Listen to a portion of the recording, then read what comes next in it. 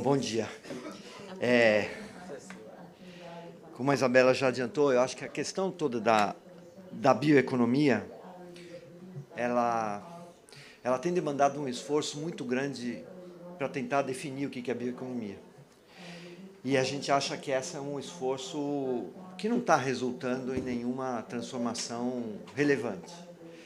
Há uma disputa muito grande dessa discussão, se a gente, quando fala de bioeconomia, está falando da chamada sociobioeconomia, que é uma bioeconomia muito ligada à conservação, ao capital natural, aos povos originais, mas também, fora do Brasil principalmente, o tema da bioeconomia passa pelos grandes negócios que envolvem combustíveis, que envolvem fibras, que envolvem ração animal, que envolve alimentos em geral e que tem um impacto imenso no uso da terra. Então, nós temos uma iniciativa chamada Concertação pela Amazônia, que há 3 anos tem, de alguma forma, fomentado esse debate, e esse grupo produziu um documento que a gente usa como referência, que é um frame, né, um quadro de referência sobre bioeconomia de uma maneira mais ampla. E, no nosso entender, esse grupo acolhe, digamos, 3 tipologias básicas, lembrando que existe um contínuo muito mais do que uma compartimentalização, né? A primeira é justamente a importância da sociobioeconomia, da bioeconomia ligada à conservação, da bioeconomia ligada aos conhecimentos tradicionais dos povos que vivem na floresta, e que tem aí uma perspectiva muito desejada, eu não vou dizer concreta, de que terá um impacto muito grande na área farmacêutica, na área da produção de alimentos e tal. A ser comprovado. Isso é uma expectativa de que se comprove, mas, sim, pelo menos até o momento, isso não foi observado. A outra fronteira é a bioeconomia florestal. E a bioeconomia florestal, basicamente, navega no que a gente tem chamado de um contínuo florestal, que começa com a conservação florestal, passa pelo manejo, passa pela restauração com plantio de nativas, passa pela combinação de plantio de nativas com espécies exóticas, passa pelo plantio de espécies exóticas, e aí o espectro de produto é muito amplo. É muito conhecido, obviamente, o papel da silvicultura na produção de celulose. O Brasil é um campeão mundial desse jogo. E, infelizmente, esse espectro de possibilidades na área florestal, ele vai muito bem nessa parte que se refere à domesticação de espécies exóticas no Brasil. O Brasil dominou essa tecnologia como nenhum lugar do mundo, mas nós abandonamos o conhecimento do que fazer com as espécies nativas. As espécies nativas ficaram, nos últimos 30 anos ou mais, fora completamente dos negócios. Eu diria, não sei se é totalmente fora dos negócios, porque o crime, especialmente a madeira ilegal, domina esse setor. E é muito difícil para as empresas que procuram atuar na área de espécies tropicais consigam competir. Então, no campo da bioeconomia florestal, nós temos altíssima competitividade, especialmente no setor de papel e celulose e plantio, e baixíssima competitividade quando a gente fala na utilização de espécies nativas. É um desafio muito grande no meio desse contínuo que eu apresentei, encontrar um lugar para a restauração florestal. O tema da restauração florestal tem crescido fortemente no último ano, anúncios aí de mais de R$1 bilhão de reais de investimentos, empreendimentos muito audaciosos, muito corajosos, digamos assim, mas que ainda tem desafios muito grandes de se provar no campo do retorno de investimento.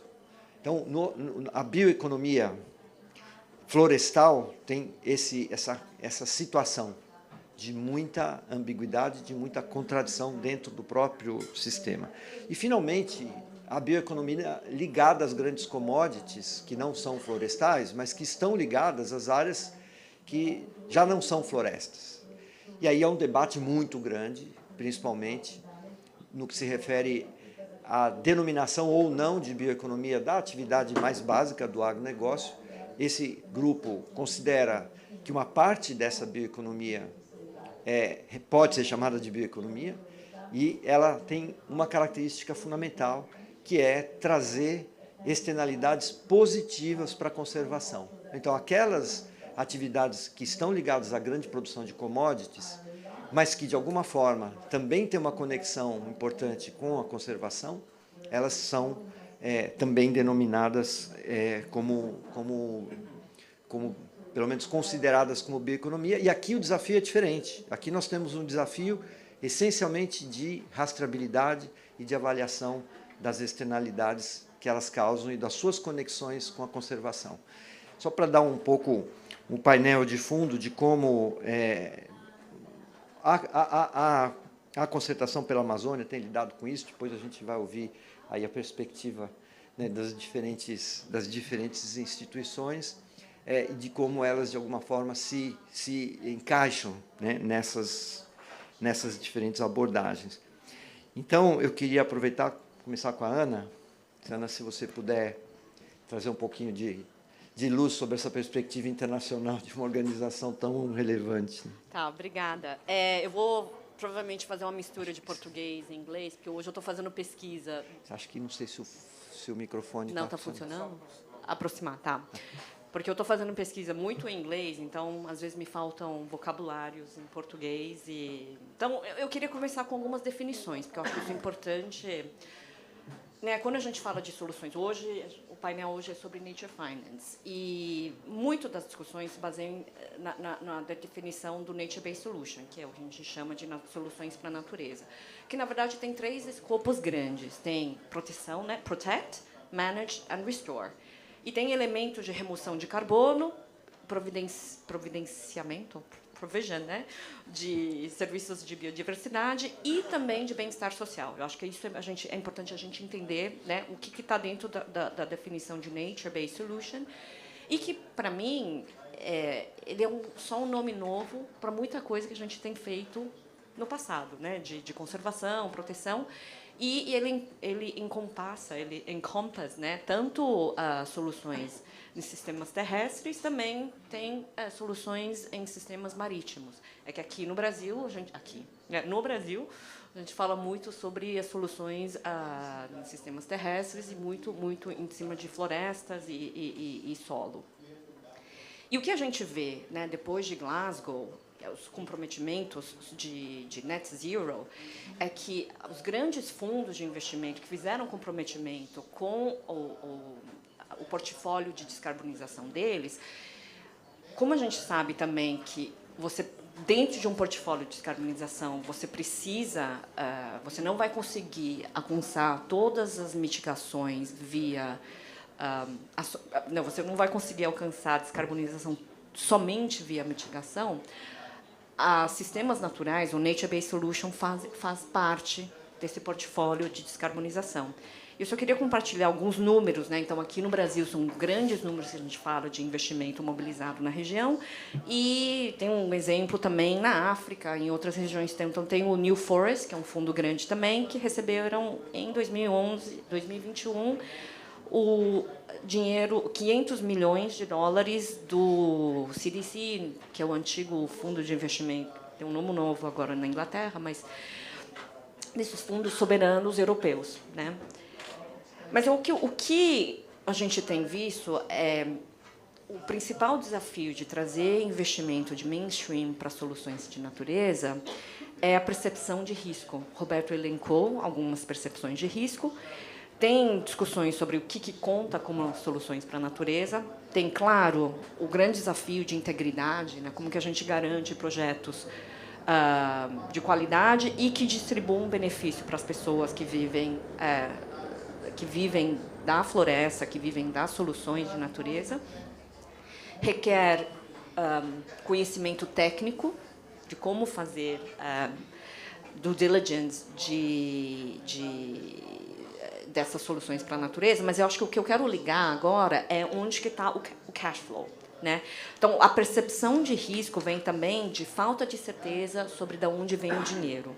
Claro que dentro, hoje, se discute muito sobre crédito de carbono ou crédito de biodiversidade.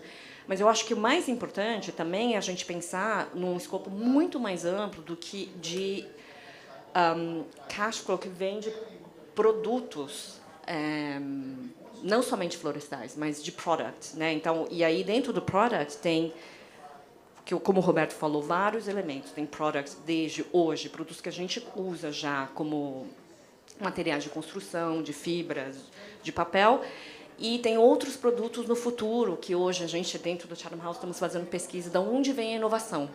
Então, é onde o Nature-Based Solution, onde Nature-Based Solution conecta com bioeconomia é através do olhar de demanda. Então, onde que está a demanda hoje e onde que estão as demandas do futuro? Porque na nossa leitura é onde você consegue garantir um fluxo de caixa mais garantido, porque você sabe que você tem uma combinação de fluxo de caixa de serviços com produtos hoje e no futuro. E só para terminar rapidinho sobre onde nós estamos olhando a discussão de bioeconomia, no Brasil, o debate está muito em cima de produção. Na Europa e em outros lugares, está muito em cima de onde está a demanda. E tem, além de uma discussão de onde vem o feedstock, né, tem o elemento circular, né, porque não adianta a gente produzir plástico biobased se a gente não pensar também como você integra o waste e o elemento de circularidade. O que você faz com este bioplastic depois, né? E eu acho que tem um outro olhar que eu quero expandir dentro da discussão de bioeconomia, não é só pensar no sistema energético. Então, não é só pensar em SAF, né? SAF, o sistema Sustainable Aviation Fuel. Tem que pensar, o sistema alimentar faz parte disso, então é Energy System, Food System, e eu acho que onde temos muito potencial é no Material System. E o Material System tem desde substituição de plástico até, enfim, né, todos os materiais que a gente usa hoje, que pode, no futuro, ter o elemento, recursos naturais, que podem ter elementos de fundo provenientes de recursos naturais, mas onde a gente vê, no futuro, crescimento de demanda, é na urbanização.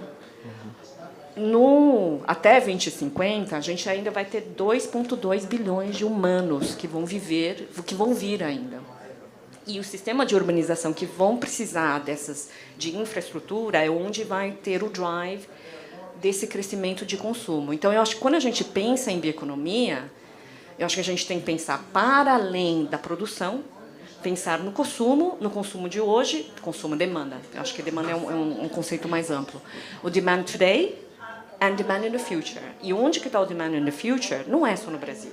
O demand in the future está na África, que a gente sabe onde vão ter o crescimento da população e necessidade de infraestrutura, e no Southeast Asia, que é onde a gente também vai ter um crescimento de população. Então, eu só queria deixar isso para expandir e alargar o debate sobre Nature-Based Solution e como é que o Nature-Based Solution conecta com a bioeconomia e o porquê que a gente tem que alargar o debate de bioeconomia para além de produção.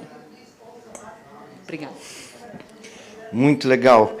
Depois eu vou comentar um pouquinho, mas eu acho que você trouxe uns elementos assim, esse elemento da inovação, o elemento da relação com a demanda, essa conexão inovação e demanda, que é absolutamente crítica, né? E como você trouxe, mais gente vivendo mais, certamente o componente demanda é central. E depois que a demanda estiver mais ou menos compreendida, onde isso vai acontecer?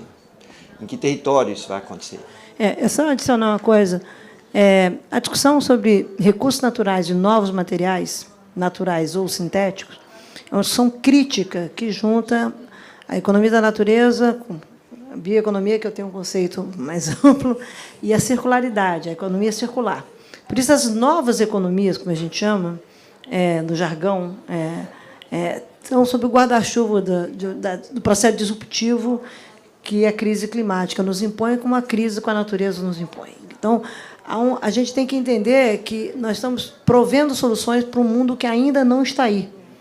É isso que é A gente tem um passivo que nós não solucionamos nos 30 anos, mas tem um mundo que está chegando, que é o demandante dessa, que vai ser muito demandante disso. No país feito o Brasil, que tem soluções para serem organizadas, tá?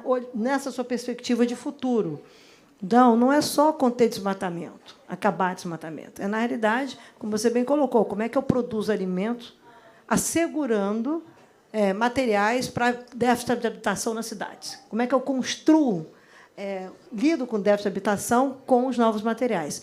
E aí, a discussão, ano que vem, em fevereiro, vem um novo relatório do painel que eu presido na ONU sobre recursos naturais, vocês vão ver os números. São assustadores. Não tem recurso natural disponível para dar conta de 10 bilhões de pessoas no mundo, para produzir comida, etc. Então, a transformação que as soluções da natureza vão impor é uma coisa sem precedentes. E o Brasil, a sensação que eu tenho, que eu alerta aqui para a indústria no Brasil, é que o Brasil pode ter soluções para o futuro a partir do que ele já tem de soluções hoje no presente. Mas ele precisa querer o futuro. Tá? E me parece que o Brasil tem um desafio enorme. O Greg pode falar sobre isso, a América Latina, de romper essa inércia em relação ao futuro e sair das visões equivocadas de bioeconomia. Tá? Nós temos que sair do small is beautiful de bioeconomia no Brasil, embora ela acolha uma série de coisas, mas a ambição de desenvolvimento não é pelo small is beautiful. Tá? É muito mais, e eu acho que a indústria no Brasil precisa dar um leapfrog para entender claramente, quando a gente discute as opções pela natureza, que não é algo somente na perspectiva de restauração e de conservação. É transformador de desenvolvimento, de estilo de vida, de como nós vamos produzir e, como você bem sinalizou, como nós vamos consumir. Né? Então, é isso, só para deixar registrado, para lembrarem que nós estamos numa COP que todo mundo quer falar de phasing out de petróleo, quando a discussão deveria ser quando os grandes consumidores vão estabelecer a data de phasing out. Né? Os consumidores, os grandes países consumidores de petróleo, é que deveriam estar sendo pressionados, o G7, mais Índia, mais China, sobre me deem a data de phasing out. Eu só produzo porque alguém compra. Essa, eu acho que é um pouco a lógica. Claro. Né? E como que eu vou comprar produto verde? Eu tenho que está colocado, como o Roberto colocou, e você também, Ana, a importância do consumo. Então, não é só o greenwashing, você tem que ter uma atitude, e a indústria brasileira é central. E me parece que a indústria brasileira precisa, você dura aqui, como eu sempre sou, não sou nada soft, ela precisa pensar no século XXI e não mais no século XX. Tá bom? É com você. Legal. Já roubei o tempo de todo mundo. Não, eu acho muito legal que aqui a gente tenha na mesa a presença de duas instituições financeiras tão poderosas, né, e tão influentes nesse debate. Então, tão próximos. Eu acho que isso, a gente tem um potencial imenso de lidar justamente com essa discussão, tendo, talvez, a centralidade dos retornos de investimentos e a relação dos retornos de investimentos com demanda. Greg, se você puder... Obrigado pela invitação. I'm sorry, I'm going to speak English. My Portuguese is rusty. I can understand, but speaking English Eu entendo português, mas é mais difícil para mim falar português. Eu acho que essa é uma conversa muito interessante do ponto de vista do BID, porque nós estamos falando sobre esse assunto de várias perspectivas. A gente vê isso no setor industrial. Talvez a gente precise olhar para isso com relação aos riscos de produção. Se tivermos, por exemplo, a polinização ser substituída por uma outra tecnologia, pode ser um grande desafio. E valorizar qual seria o custo de substituir esses ecossistemas. Se nós não tivermos cuidado em como nós vamos dirigir isso, eles são a base do PIB. Boa parte do PIB mundial depende da natureza e tem um impacto sobre a indústria. E esse risco pode ser transformado em oportunidade. Pode ser uma oportunidade de mercado. E no banco estamos desenvolvendo várias atividades nesse sentido, mas pode também uma oportunidade financeira através de várias formas. Mas antes de eu falar nisso, eu gostaria de falar um pouco da importância de sistemas, a verificação e monitoramento de sistemas, uso de tecnologia para monitorar impactos, porque essa é a base de realmente para atrair as finanças para sentar nos negócios, os investidores desejam ver um impacto legítimo e poder relatar isso publicamente. O banco está fazendo muita coisa nesse sentido. A gente desenvolveu algo chamado Amazon Grim, que é uma plataforma de blockchain que divide a Amazônia em pequenos hexágonos. Você pode obter muitos dados e utilizar para fazer transações, para fazer tokenização, várias formas. E isso dá um pouco mais de conforto ao mercado. Agora, com relação aos instrumentos financeiros, no banco a gente apoia vários instrumentos financeiros para o setor, por exemplo, as conversões de dívidas com vários tipos de garantias, pode gerar muito recurso, também títulos verdes no Brasil, também fazer isso no nível do Estado, além do nível federal. Há também oportunidades numa valorização de ativos naturais em várias classificações. Por exemplo, estamos trabalhando com a CVM americana, que é a SEC, SEC, para prestar contas do capital natural que está sendo melhorado. É um pouco complicado de explicar, mas só para resumir, você registra no seu PNL, você coloca o estado do seu capital natural e você pode oferecer isso numa IPO, na bolsa. Mas se isso for aprovado, isso está sendo avaliado. Se isso for aprovado, pode realmente transformar as coisas. E você consegue as vantagens, mais do que o mercado de consumo, você consegue vantagens para os capitais. Com relação aos créditos, a gente está saindo um pouco do mercado de compensação, onde as empresas têm que compensar as suas atividades, e também créditos voluntários. Vemos muita coisa com relação à estrutura e tecnologia, mas entrar voluntariamente nos créditos através de consultas precoces com as comunidades, muita integridade em termos de informar ao público sobre isso. Por exemplo, na Colômbia, na Amazônia colombiana, havia oferta de créditos para compensação, e o presidente que esteve aqui há 2 dias, a questão é que o fluxo financeiro é tão incrível, a gente vê isso como uma oportunidade. Ainda que a gente não queira compensar, a gente quer emitir esses créditos, ou seja, uma nova forma de atrair o fluxo de caixa para os negócios. Você tem que verificar vários componentes. Há também títulos verdes, títulos de biodiversidade. No BID, a gente vem trabalhando para desenvolver indicadores de desempenho para o setor público financeiro, para esses títulos, vai unificar impactos na paisagem, mosaico da paisagem, entre outros. A gente também, por exemplo, para corredores de Jaguar, a gente vem trabalhando com a WWF, ou seja, o que é importante é que é uma paisagem, você pode ter tantas atividades com uso sustentável, tudo isso pode ser consolidado. Só uma ideia do que a gente está fazendo no BID, mas eu gostaria de enfatizar que, para mim, isso não é uma questão só da Amazônia.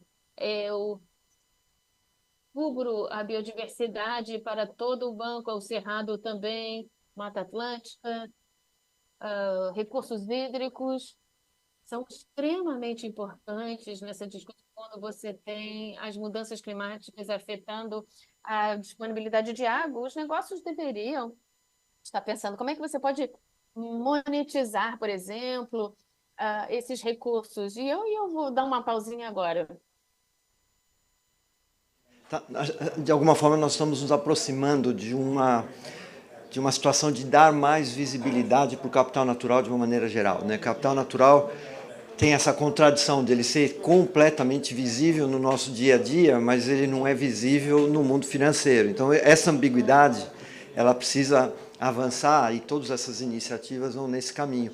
E aí o que eu acho também muito interessante, queria provocar um pouco o Marcelo, é que ele senta numa organização que lida com duas frentes. Uma frente de oportunidades de investimentos, oportunidades de alocação de recursos para potencializar tudo isso que nós estamos falando. Mas também essa organização tem uma influência muito grande nas investidas de um dos maiores, se não o maior banco privado brasileiro, que tem um papel muito grande em mover a agenda das suas investidas. Marcelo, se você puder ir um pouco nessa linha. Claro. Bom dia. Obrigado, CNI, pelo convite para estar aqui. Eu queria fazer meu comentário em dois blocos muito curtos. O primeiro falando sobre minha experiência como Head de Sustentabilidade na Itaúsa e o segundo como Nature Finance e a conexão entre os dois.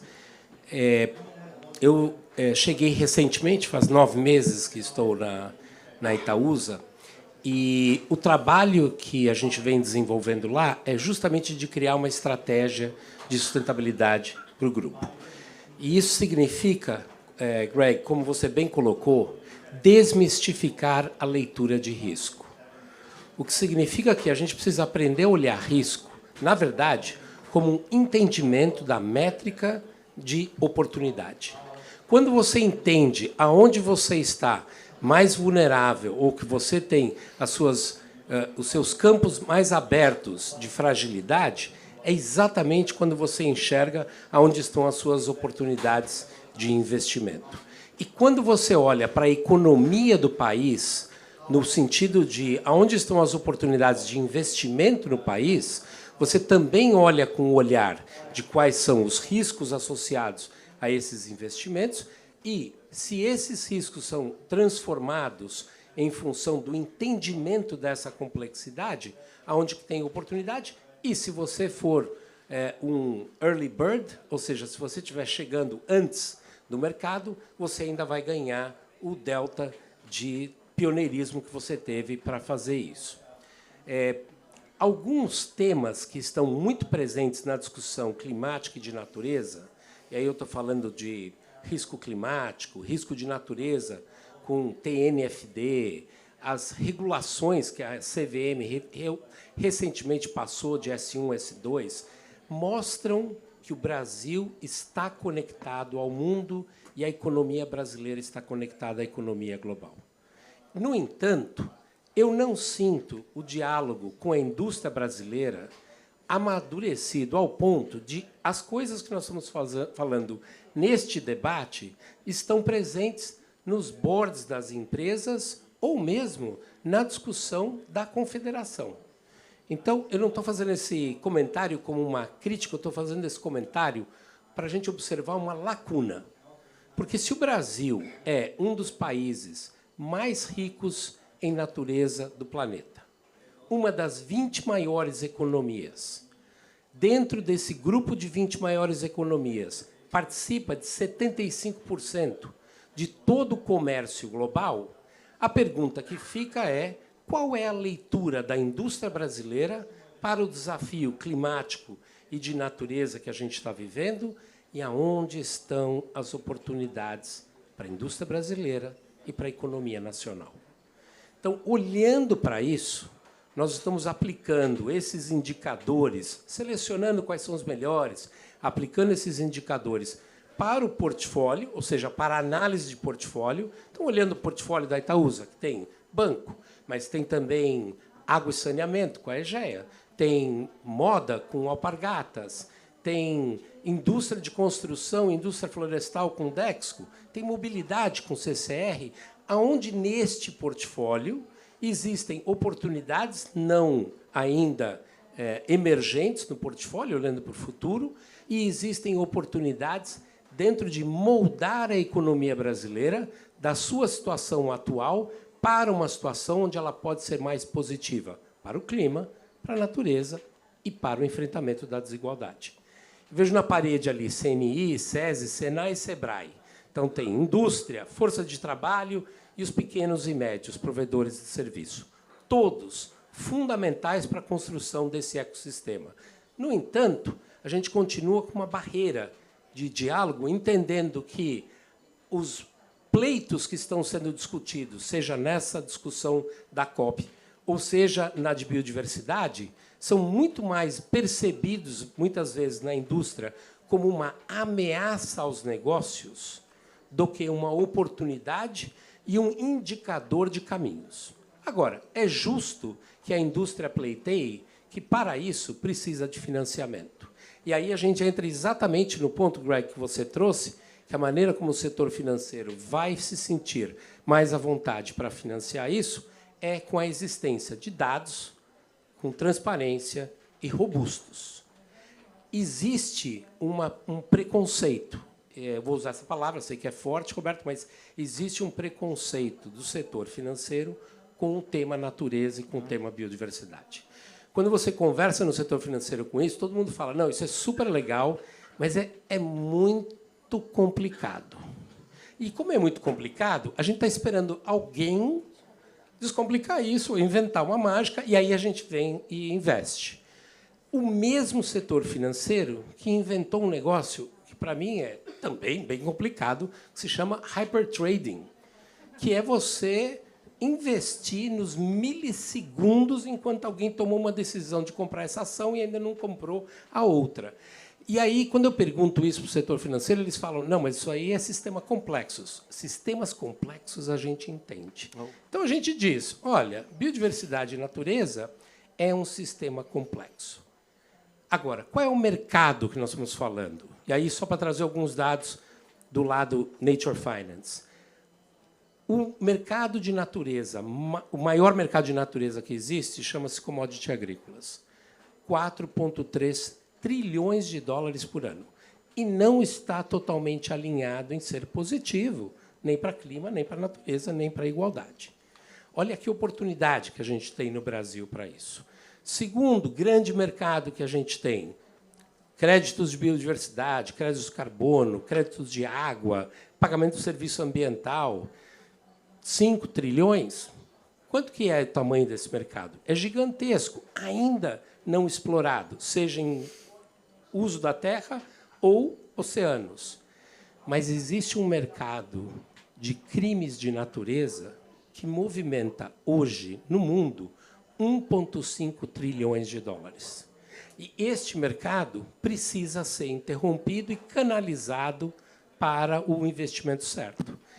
A indústria, em geral, e, em particular, a indústria brasileira, só tem a ganhar, a unir esforços com todos os outros stakeholders que querem o fim da ilegalidade, que querem dados robustos e indicadores robustos que possam ser usados como métricas de investimento do setor financeiro e um ambiente de governança com políticas públicas que retirem os subsídios e os apoios a áreas que a gente entende no Brasil que tem que fazer o phase-out e as áreas que a gente entende que no Brasil precisa fazer para fazer o phase-up, que é o que a Isabela tem cunhado. Então, isso não acontece sem política pública. E a política pública não acontece sem o apoio da indústria. Então, não dá mais para a gente só ficar conversando. Nós temos G20 o ano que vem e temos COP30 no Brasil. Ninguém pode chegar, e BRICS, bem lembrado, ninguém vai poder chegar na COP30 e fazer mais um anúncio, gente. A CNI, espero que se una a muitos outros, que combine que, em 2025, o estande da CNI na COP será um estande onde apenas terão apresentação, prestação de contas de coisas interessantes, inovadoras e disruptivas que foram feitas no Brasil e que demonstram que o Brasil e a indústria brasileira está preparada para demonstrar, eu não vou nem usar a palavra liderar, porque às vezes é um pouco exagerado, mas ser um player desta nova economia alinhada a clima, natureza e pessoas. Por que a CNI virou ambientalista e agora é verde? Não. É porque a CNI entendeu que o novo mundo que a gente precisa para sobreviver é um mundo que tem que estar alinhado com isso. E a indústria que não entendeu esse recado é uma indústria que não vai receber financiamento. Então, se a gente quer uma economia do Brasil robusta para alimentar esses milhões de brasileiros, gerar emprego, nós vamos precisar fazer isso. Temos um desafio que é, olhando para a parte de força de trabalho e os pequenos e médios, temos um desafio de como é que a gente faz essa transição. E essa transição pode ser feita, porque lá na restauração a gente vai poder criar os bancos de sementes, os bancos de mudas, que pode usar a mão de obra que a gente já tem hoje. E também poderemos preparar os engenheiros, tecnólogas, que vão ajudar a gente a fazer toda a parte de bioeconomia que a gente vai precisar para o amanhã. Mas o que eu quero dizer é, as oportunidades estão aí. A gente não precisa esperar nem mais um estudo e nem mais uma nova política pública. O que a gente precisa agora é arregaçar a manga e começar a fazer acontecer. E, se não fizermos juntos, apoiando uns aos outros, que estão tentando sair da inércia, a gente não vai chegar lá. Então, ao querer fazer sozinho e protagonizar apenas a sua marca, eu acho que a gente vai perder uma grande oportunidade. Daí porque eu acho que o apoio de uma confederação é tão estratégico. Obrigado. Legal. A gente está chegando ao fim, não vou poder, infelizmente, né, a conversa podia ficar, mas a gente ainda vai fazer mais uma rodadinha, mas eu só queria trazer 2 pontos. Acho que o que você coloca, assim, a alegação de que o mundo da natureza é muito complexo, portanto, muito difícil de ser encarado pelo mercado financeiro, claro que, no meu entender, isso não se sustenta, porque, como você colocou, o mercado financeiro lida com situações, né, você pega o mundo do valor das marcas, do elemento reputacional do valor das marcas, completamente intangível e talvez muito próximo do valor da relação com a natureza, né? E a gente tem visto a aproximação entre o mundo dos passivos, portanto, o mundo dos impactos negativos em reputação, ligados às questões da natureza. Então, acho que essas conexões, como a gente colocou, elas começam a ficar um pouco mais visíveis, e isso é extremamente importante. Por outro lado, a gente claramente observa uma situação de uma migração do que é passivo moral, não, olha, reputação, passivo moral e tal, para passivo legal. O carbono virou passivo legal, não tem mais jeito. Então, esse mundo da litigância, o mundo da taxação, ele está puxando essa agenda para dentro da formalidade. Então, acho que a gente está realmente num caminho. Só queria citar, nas últimas 24 horas, 2 grandes movimentos. Um, que foi a apresentação ontem da CELEM, com o projeto da Macaúba, um investimento de 2,5 bilhões de dólares na área de biocombustível, voltado especialmente para a aviação, uma integração muito interessante entre Brasil e fundos aqui localizados. Então, esse jogo é um jogo que já está aí nessa esfera dos bilhões de dólares, com potencialmente isso é um investimento, uma empresa. E hoje, no final do dia, essa conexão entre uma empresa que tem a expertise da restauração florestal com a Regreen, com uma empresa que é uma das líderes do agronegócio. Entrando no que vocês colocaram, que sim, é complexo lidar com esse elemento da natureza, mas começa a surgir organizações, empresas que sabem exatamente como lidar com isso. E essa conexão desse mundo de conhecimento, de especialidades, que aproxima a floresta e todo o capital natural da área de produção de commodities alimentares, de alguma forma transferindo o valor do capital natural para as commodities, me parece que é uma onda bastante relevante e que envolve gente e empresas bastante conhecidas e, portanto, dentro desse ambiente aqui. Só para dar 2 exemplos, dos últimos 24 horas tem muito mais. Ana, a gente aqui fala muito de Brasil, mas você tem uma perspectiva bastante ampla, né, dentro da Chatham House, e sei que tem várias iniciativas nesse campo. Você podia falar um pouquinho mais? E aí a gente vai fazer só a última rodadinha aqui. Eu vou falar inglês, tá? Vou pedir desculpas, porque como eu estou fazendo pesquisa neste assunto em inglês, o fluxo de pensamento é melhor para mim em inglês. I just want to bring Ainda bem que não é the... chinês. Não é chinês. Só ela vai entender. I just want to pick up the point about future opportunities Eu vou pegar o and ponto innovation. de oportunidades futuras e inovação. É aqui que estamos, obviamente, o primeiro ponto, para quem chegou agora, o primeiro ponto que eu falei antes é ampliar o entendimento de bioeconomia, e no Brasil falamos de produção, na Europa, em vários lugares em todo o mundo, falamos de consumo e demanda futura, demanda de hoje e a demanda do futuro. E onde vemos a evolução da demanda é onde acontece inovação. É ali que está. Então, temos um projeto que fazendo o mapeamento. Quais são os clusters de inovação em todo o mundo nos próximos 5 a 10 anos? E seria ao redor do sistema de alimentos, de energia e, mais importante, no sistema de materiais e como eles ele interage. Então, se você vai, talvez você vai ter uma área de material que vai fazer uma mudança na matéria-prima, na necessidade dessa matéria-prima. É preciso saber de onde vem a demanda, quais são as inovações que vão forjar os cenários diferentes de crescimento. O que significa em termos da infraestrutura que precisaremos, que também onde estão as refinarias e a distribuição. Não é apenas sobre produção, como você transforma essas matérias-primas e como elas interagem. É isso que é importante ter em mente. Isso está totalmente aberto para exploração.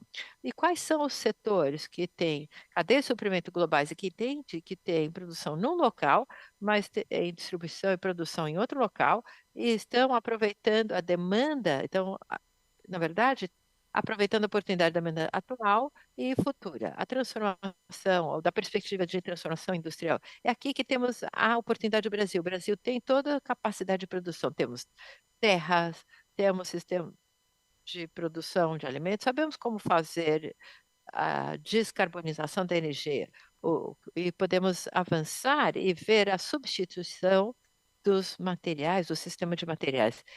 E é o sistema de materiais que pode transformarmos de materiais baseados em combustíveis fósseis para um renovável biobase. Precisamos imaginar que em 2050, ou além de 2050, todo mundo vai entrar, se pensarmos no nível de ambição, é que tudo baseado em valor. É aqui a bioidade, da bioage. É a próxima revolução industrial vem. E a inovação vem de onde queremos entender. Não vai além do que já usamos hoje. Então, por exemplo, o tipo de madeira compensada, aqui temos que intersecção das informações com Big Data e outras coisas de inteligência artificial. Eu acho que é aí que a transformação muito interessante pode acontecer. Também quero dizer, eu não sou totalmente otimista tecnologicamente falando, eu fico um pouco preocupado. Só para encerrar essa oportunidade super empolgante, precisamos ver de onde vem a inovação, que tipo de nova inovações precisamos. Só queria deixar esse último pensamento. Quando pensamos em inovação, tem que ir além da inovação tecnológica. Que tipo de inovação não tecnológica, social, tipos diferentes de modelos de negócio que precisamos pensar para essa bio-age ou bia-era que a Isabela mencionou. Esse era o meu ponto, mais ou menos breve. Convite a uma aproximação maior do que tem sido feito lá no grupo da Chatham House. Eu tenho muito orgulho também de fazer parte desse grupinho aí de discussão, e porque tem coisas dessa natureza sendo bastante desenvolvidas, né? E esse campo do BioAge claramente coloca uma situação em que a gente vai viver um ativismo completamente diferente da sociedade civil, mas também modelos de negócios também diferentes. Então, BioAge significa, não é que o mundo está entrando na pauta do ativismo mais ligado à conservação, legal, isso é super importante, mas o ativismo também está mudando. A sociedade civil também tem mudado muito e, de alguma forma, se aproximando bastante desse processo. Eu queria aproveitar que eu falei sobre um evento que vai acontecer hoje, vai ser aqui às 6h30 da tarde. Todos estão convidados aqui no consórcio dos governadores da Amazônia, que, de alguma forma, celebra essa parceria aí da Marfrig, que é uma grande empresa desse setor, com a RIGREEN. Depois, o Thiago está aqui, se vocês quiserem falar um pouquinho mais sobre isso. Greg, seus últimos comentários. A Isabel está dizendo aqui que não pode ser mais que 2 minutos. I'll be super brief because I just wanted to Eu vou raise ser 2 super last breve. points. Só queria levantar 2 últimos pontos. Sobre financiamento, uma coisa que eu não falei, é importante de bancos nacionais de desenvolvimento. O BID está trabalhando com bancos de desenvolvimento nacionais. Como temos esses bancos nacionais, financiamos vários desses projetos. Como conseguimos que eles entendam? Falamos aqui oportunidades e riscos, mas também medir o impacto. E me leva ao último ponto que eu queria falar. Eu concordo com tudo que você falou sobre inovação, porém, sabemos como avaliar capital natural, fazemos sobre isso, somos menos avançados em taxonomias para o sistema financeiro. Eu sei que os ministérios da Fazenda estão vendo isso, é importante para ministros da Fazenda no setor amazônico. Então, como é que a gente traduz isso baseado em setor, para a indústria? Quando você investe $1 e você tem múltiplos impactos em clima, biodiversidade e produção, podemos relatar isso de uma forma consistente, que é compreensível para todo o sistema financeiro. Só queria dizer que todos devemos trabalhar juntos nessa ideia de taxonomias de biodiversidade, porque de clima já temos, mas de biodiversidade provavelmente vai ser a próxima taxonomia que seguiremos. E começamos atrasado, não por nossa falta. Mas, para se terminar provocativo, Roberto, não vai ter sucesso em COP30 se não houver uma ação significativa do setor privado. O setor público tem um papel muito importante, governos, mas o setor privado mobiliza pessoas e um capital fundamental para que isso aconteça. Nós temos que sair da nossa zona de conforto. Eu estou vendo o César da B3 aqui, que mobiliza a quinta maior bolsa do mundo, as empresas brasileiras, a CVM, todo mundo tentando fazer a sua parte, indo numa direção de transformação que não é suficiente. Meu pedido, CNI e setor privado em geral, assuma a liderança, porque sem esse engajamento, o mundo não vai conseguir atingir os objetivos que a gente precisa. A ciência já indicou que nós estamos ultrapassando 1,5 graus. A janela de oportunidade de natureza e bioeconomia está dada. Ou a gente aproveita essa janela, ou, décadas depois, não teremos nem natureza para celebrar. E a economia é 100% dependente da natureza. No ar que a gente respira, na água que a gente bebe, no computador e celular que a gente usa. Obrigado. Acho que os comentários finais, Isabela, você faz o closing e nós vamos... Eu acho que, assim, tchau. Muito obrigada. Não. Bom, primeiro eu quero agradecer muito, Greg. Thank you very much, okay, for joining us. Ana, also, Marcelo, Roberto. A ideia de ter essa conversa aqui é uma ideia e da próxima conversa, que é sobre o mercado de carbono regulado no Brasil, mostrar que esse mundo está interconectado. E, lamentavelmente, ainda temos visões muito estreitas na sociedade que faz trilhos de poder, de lugares de poder que estão em phasing out. Não adianta o Brasil se autodeclarar líder. Os líderes são escolhidos. Essa é a diferença. Uma coisa é um presidente líder, outra coisa é uma sociedade líder.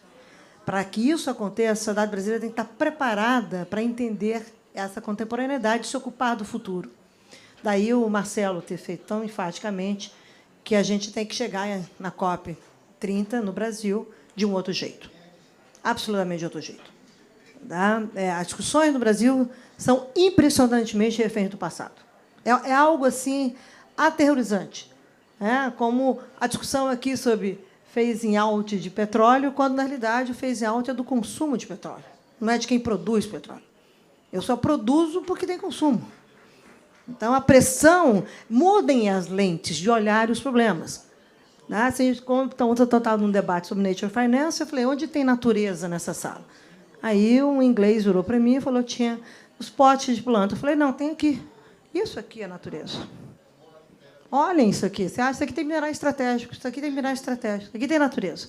Então, as pessoas têm que mudar o olhar. E se o Brasil, que é um país com alternativo, o país que mais produz vida no planeta, segundo a NASA, se o Brasil quiser ser parte disso, nós temos que mudar a nossa mentalidade urgentemente. Então, a provocação não adianta ser potência. Potência é trabalho realizado. Qualquer pessoa que estuda física sabe isso. Então, não é greenwashing, é green doing. Sem greenwashing, claro. Mas, obviamente, eu acho que tem uma outra perspectiva do Brasil se apresentar na COP30 e será uma atividade muito complexa, porque o país terá que fazer para dentro e convencer o mundo a ser ambicioso em 2025. São duas tarefas. As pessoas não conhecem esse processo, tem um bando de gente amadora falando sobre isso. Eu estou chocada com o que eu tenho visto aqui na COP, do amadorismo das pessoas e de uma arrogância da ignorância que é sem precedentes. É bom calçar sandálias havaianas, já que nós estamos aqui na indústria, e entender como é que o mundo está vindo, não é o mundo que a gente conhecia, para que o Brasil possa ser, de fato, um provedor de soluções. Então, aí, ele é um solution provider, e aí ele discute isso que nós estamos colocando aqui de outra maneira.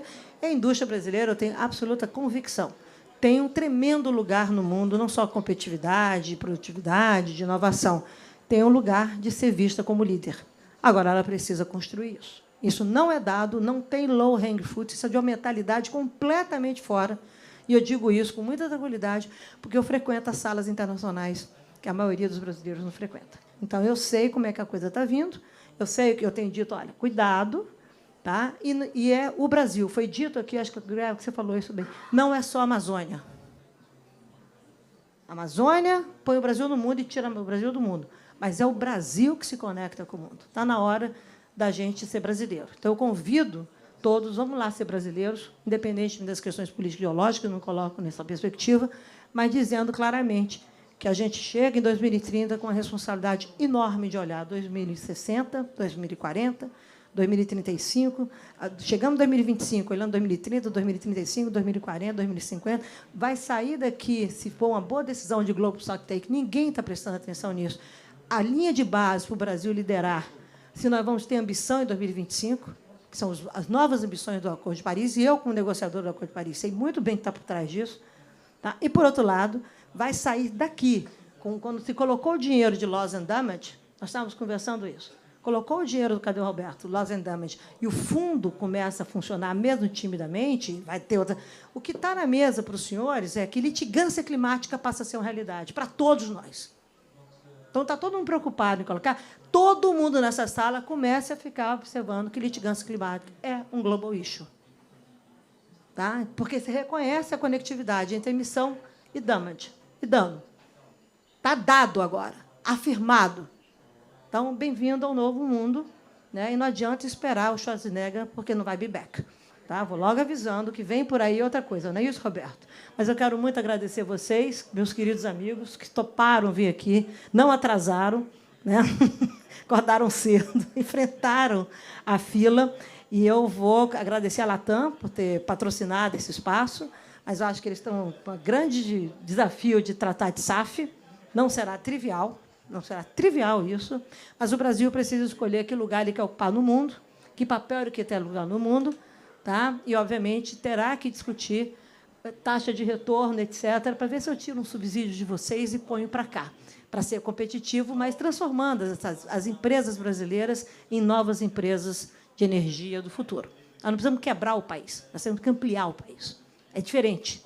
Tá? Parar com essa história que te quebra o país e parar de falar mal do Brasil. Então, eu convido a todos, vamos lá ser brasileiros se ocupando do futuro.